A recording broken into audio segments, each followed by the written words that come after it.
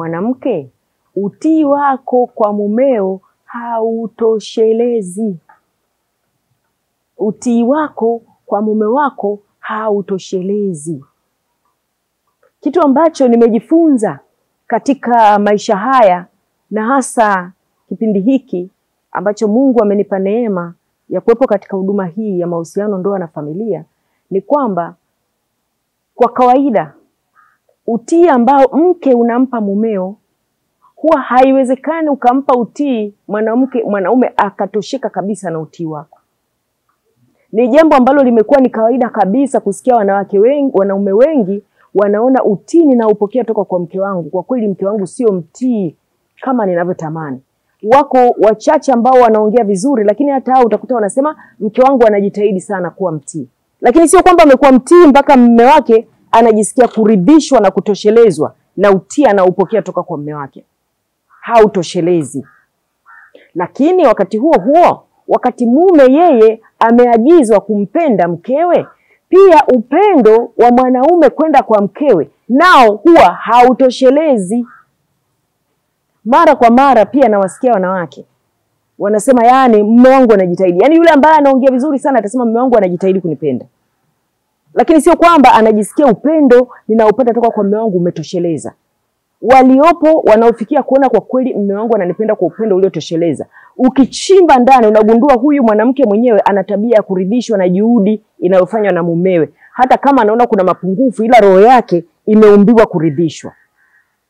Lakini kwa kawaida mwanamke huwa bado anahitaji upendo zaidi kutoka kwa mume wake. Kwa hiyo kitu ambacho sasa nimekuja kujifunza ni kwamba utii ulionao mwanamke kwa mumeo hautoshelezi. Na hiyo ni design ya Mungu. Yaani Mungu jinsi alivyotuumba sisi wanadamu. Ukisoma katika kile kitabu cha Mwanzo, mwanadamu anapoumbwa, Mungu alimuumba Adam na Hawa wakiwa na utoshelevu wote. Na akawapa bustani ya Eden. Na yeye mwenyewe alikuwa anaishi nao kwenye ile bustani ya Eden. Walimuona Mungu uso kwa uso, tena kwa urahisi kabisa, wakisalimiana asubuhi kimwili kabisa, sio hata kiroho.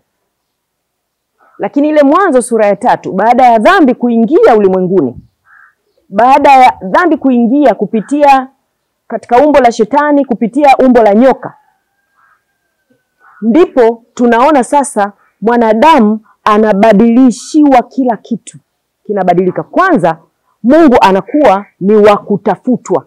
Yaani mwanadamu anatakiwa kuweka juhudi kumtafuta Mungu. Na mwanadamu asipoweka juhudi kumtafuta Mungu, hamuoni Mungu katika maisha yake.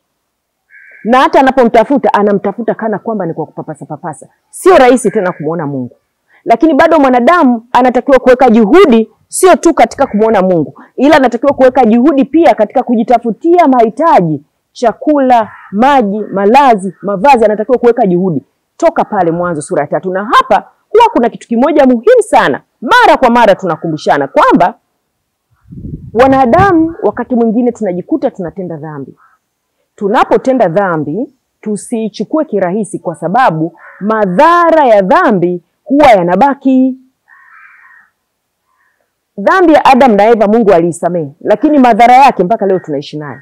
Kama ilivyo tu kwamba ukikasirika, hasira ni dhambi. Biblia inasema hasira hukaa kifuani mwa mpumbavu. Kwa mfano, nikikasirika, wewe unayenitazama ukawa umeniudhi, nikakasirika nikakukata mguu, kwa neema ya Mungu naamini hutakata mguu, mtu wa Mungu. Lakini nikakasirika nikakukata mguu kwa mfano, naweza nikakuomba msamaha na ukaamua kunisamehe kwa moyo wako wote, na tukaendelea na mahusiano kama kawaida, kwa sababu umekuwa mtu mwema mbele za Mungu, umeamua kunisamehe. Lakini je, ule mguu utaungika kwa sababu umenisamehe? Ndipo unauona huu uthibitisho kwamba madhara ya dhambi huwa tunaishi naye. Kwa hiyo usitende dhambi, mtu wa Mungu. Jiepushe na uovu na madhara. Pambana na dhambi kwa nguvu zako zote, kwa juhudi zako zote, kwa sababu uovu Mungu atakusamehe, lakini madhara kwa kawaida huwa tunaishi naye, madhara ya dhambi. Kwa hiyo madhara ya dhambi iliyotokea pale bustani ya Eden tumejikuta tunaishi nayo. Na ndipo tunasoma sasa katika kile kitabu cha Matendo ya Mitume sura ya 17 mstari wa 26 na 27. Anasema, naye Mungu akamfanya mtu kutoka katika mmoja, akalifanya taifa la wanadamu kutoka katika mmoja, akawekea eneo la mipaka yao ili waishi humo, lakini akawekea nyakati za kuishi. Kwa hiyo Mungu alipokuumba alikuwekea eneo utakaloishi na mipaka yako utakayoishi, lakini na muda wakati utakaoishi. Aliwekea binadamu nyakati watakazoishi duniani. Na ule mstari wa 27 anasema ili wamtafute Mungu wakamuone, ingawa ni kwa kupapasa papasa, japokuwa Mungu hawi mbali na kila mmoja wao. Kwa hiyo Mungu anataka tuweke juhudi katika kumtafuta. Tena tunamtafuta kana kwamba tunapapasa, lakini yupo karibu. Ila hiyo ni design yake, baada design ya dunia inayoenda mbele tangu dhambi ilipoingia ulimwenguni. Tunamtafuta Mungu kwa kutia juhudi, lakini pia tunatafuta sasa kuyatenda mapenzi ya Mungu kwa kutia juhudi pia. Kumbe wewe mwanamke, kumtii mumeo ni jambo linalompendeza Mungu. Ni kabisa juhudi ya wewe kutafuta kumlingana Mungu, ndipo unamtii mumeo. Kwa hiyo unatakiwa kutia juhudi. Hata wewe kumtii mumeo ni jambo la kimungu, inataka kutia juhudi. Kama unavyotia juhudi kumtafuta Mungu, unatia juhudi kutafuta chakula chako, mavazi yako na vitu vingine, unatakiwa utie juhudi katika kumtii mumeo. Utii wako binafsi, jinsi ulivyoumbwa kama mwanadamu, kama mwanamke, hautoshelezi na utakaa utosheleze. Kila siku jiombee kwamba Mungu, naomba neema yako uniongezee, uniwezeshe, ili mimi sawasawa na kusudi lako niwezeshwe kumtii mume wangu. Hilo liwe ombi lako, na utie juhudi za makusudi. Usisahau, mwanaume anaisoma juhudi yako, heshima yako, utii wako kwa matendo. Mwanaume anaamua, anaelewa kwa kuona, kwa macho yake kuona na akili yake kufanya mahesabu, logic. Kuna aina za hesabu zinaitwa logic. Ndivyo mwanaume anavyoelewa. Kwa hiyo unatakiwa uombe Mungu akupe juhudi za kuutenda upendo kwa namna ile mume wako anaweza kuelewa, kwa namna ya heshima, kwa namna ya unyenyekevu ambayo ndio anaweza kuelewa. Yaani ni matendo. Kwa mfano mwanaume jinsi anavyoingia nyumbani, ukampokea kwa heshima, ukachukua ile tendo la kuinuka na kumpokea kwa heshima, akawa na kuona umeinuka unampokea kwa heshima. Ukachukua matendo ya kumtengea chakula, hata kama unatoka kazini kuna msichana amepika, unabeba unampelekea, yale matendo. Ukachukua ile ya kumsalimia kwa heshima kadiri ya tradition zenu, kadiri ya mila zenu. Kama mila zenu mnasimama, basi wakiwepo watu wengine unasimama unamsalimia mumeo. Mkiwa peke yenu unaweza ukaamua unafanya nini kadiri mnapokubaliana. Wakiwepo tu watu unamuonyesha ile heshima inayopaswa. Matendo ya aina hiyo ukiongezea kuwa makini na kinywa chako, siku zote kumjibu kwa heshima, na hasa mnapotofautiana. Siku zote kuweka juhudi kutii na kutenda yale anayokuelekeza. Ukifanya hivyo mwanamume anaelewa kwamba unampenda na unamtii. Lakini kufanya hivyo sio rahisi. Neno la Mungu linasema vivyo hivyo wake nao wawatii waume zao katika kila jambo. Kutii katika kila jambo sio kitu rahisi kibinadamu. Utii wako mwanadamu, utii wako mwanamke hautoshelezi. Omba Mungu ndiye anayeweza kukusaidia ukaweza kuwa na utii wa kutosha kwa mumeo. Jiombee, kwa sababu utii ni ingredient muhimu, ni kitu muhimu. Ni kitu muhimu katika jambo hili la wewe kuishi kwa furaha na amani pamoja na mumeo, pamoja na familia yako, na kuwa na familia inayoshinda katika mapito ya dunia hii ambayo rekodi za uharibifu wa talaka na uharibifu aina nyingine zinazidi kuongezeka kila siku. Lakini hata wewe mwanaume, upendo wako kwa mke wako hautoshelezi. Kwa kuwa Mungu ameumba hivyo kwamba umtafute, utie bidii. Kwa hiyo amekuagiza mwanaume umpende mkeo, lakini ndani yako hajakuwekea hisia za upendo. Mwanaume hanaga hisia za upendo. Mwanaume kwa kawaida anafanya maamuzi sio kwa hisia, kwa akili. Anaweza kuvutiwa na mwanamke kabla. Anaweza kutamani kuwa na mwanamke kabla. Anaweza kumtendea matendo mema sana na mwanamke kabla. Mkisha kaa kwenye ndoa baada ya miaka, usipokuwa mtu wa kufanya juhudi ya makusudi kuwa na matendo ya upendo kwa huyo mwanamke, utajikuta kwamba upendo wako unapungua sana, tena utoshelezi kabisa.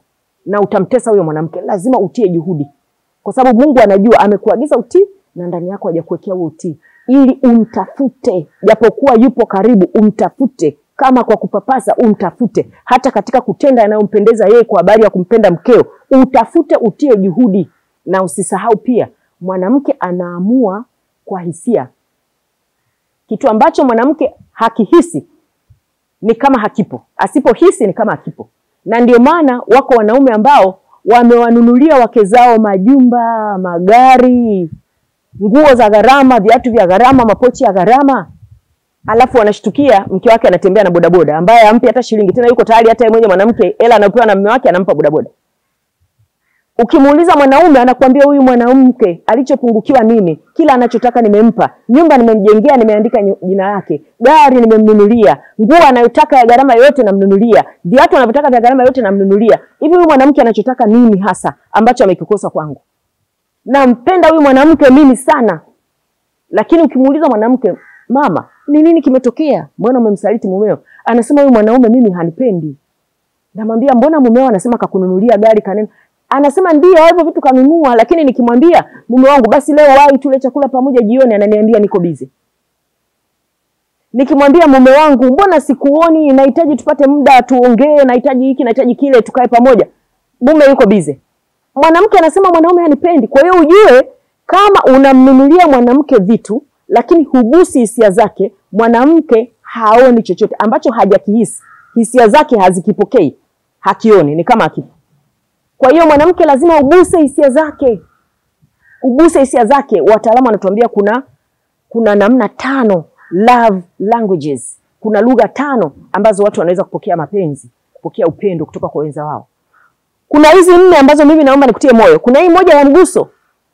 Tumia hii ya mguso wa namna yake ambayo mke wako kila mara, yani ni kwamba uwe intentional, uwe na maamuzi kabisa, leo nitamgusa mke wangu, nitamshika mikono yake miwili, nimuangalie machoni, nimwambie wewe ni wa thamani sana kwenye maisha yangu, ninakupenda sana.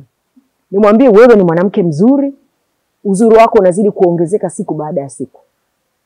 Mguso wa aina yake. Lakini kuna lugha ya zawadi, mnunulie zawadi. Kuna zile nguo nyingine ndogo ndogo, mwanamke anatakiwa nunuliwe na mume wake, mnunulie zile, unasoma namba tu, zipo namba. Soma namba unazinunua. Lakini kuna lugha ya quality time, kukaa naye kwa muda unaogusa na kuponya. Iko lugha ya maneno matamu. Lugha ya maneno matamu ni lugha inayogusa sana hisia za mwanamke. Maneno mazuri, words of affirmation.